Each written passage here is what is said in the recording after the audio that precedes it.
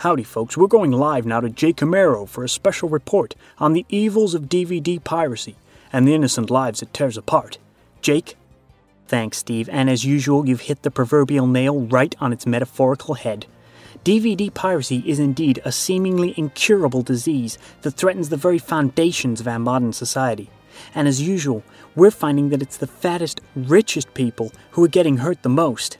Those poor, wealthy bastards. Well, absolutely, Steve.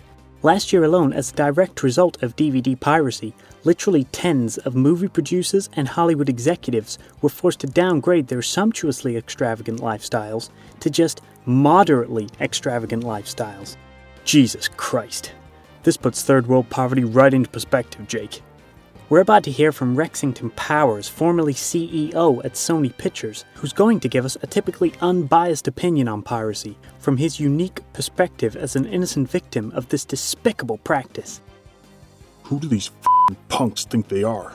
If I ever get my hands on these cheap sons of bitches, I'll tear their f***ing heads off and shove them up their asses. Sure, they're getting movies at a reasonable price, but they're not the ones who have to tell my 15-year-old daughter that daddy can't buy her first f***ing Porsche. She'll have to have the Mercedes-Benz. That's one pissed off rich bitch, Jake. Oh, you bet, Steve. And it's not just the studio fat cats that are feeling the crunch. We're also seeing some of the cream of Hollywood's crop wilt under the weight of this heinous crime against cinema. Heartthrob Tom Cruise has reportedly denounced his beloved Scientology. It's said the actor can no longer afford to be a member of the exclusive religion/sect/cult. Wife Katie Holmes has said that she's thrilled to be thinking with her own brain again. Meanwhile, former Wild Child Angelina Jolie has been reprimanded by partner Brad Pitt for her lavish spending sprees. The Tomb Raider star took a spontaneous trip to Cambodia last month and came back with no fewer than 157 orphans from the autumn and winter collection. Oh, I love the way she never gets any ugly ones. God, is that the worst of it, Jake? That's not the worst of it, Steve. Earlier this week, Columbia were forced to cancel the release of the next 5 Adam Sandler movies due to a lack of promotional funding. Oh my God. Now, I know you're a big fan of The Sandman, Steve. Luckily, we've managed to secure clips from these upcoming masterpieces. Hopefully, these snippets will give our viewers an idea of the crippling void piracy threatens to leave in the film industry. Hey, asshole. Hey, asshole. Hey, asshole.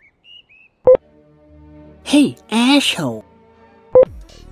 Hey, asshole. They look like classics, Jake, every one of them. I know. Can you believe there are people who say he's not as funny as Cancer? Jake, in what ways can our viewers identify a pirate DVD and thus avoid becoming part of this dire problem? Well, Steve, there are many subtle differences to look out for. For example, the quality on a regular DVD will probably be something like this, whereas a pirate DVD might look more like this. Damn it. Finally, Jake, I understand you've had the chance to discuss this issue with some fairly important people up there in Washington. Steve, yesterday I managed to get an audience with former President George Bush himself. When I quizzed him on measures that could be taken to combat the perpetrators of piracy, he said, "We gon' kill them motherfuckers." Just kidding, that was his response to terrorism. His view on DVD pirates was actually more like, "We gon' kill them motherfuckers." Thank God someone took the gun out of that monkey's hand. This is Jake Camaro, signing off.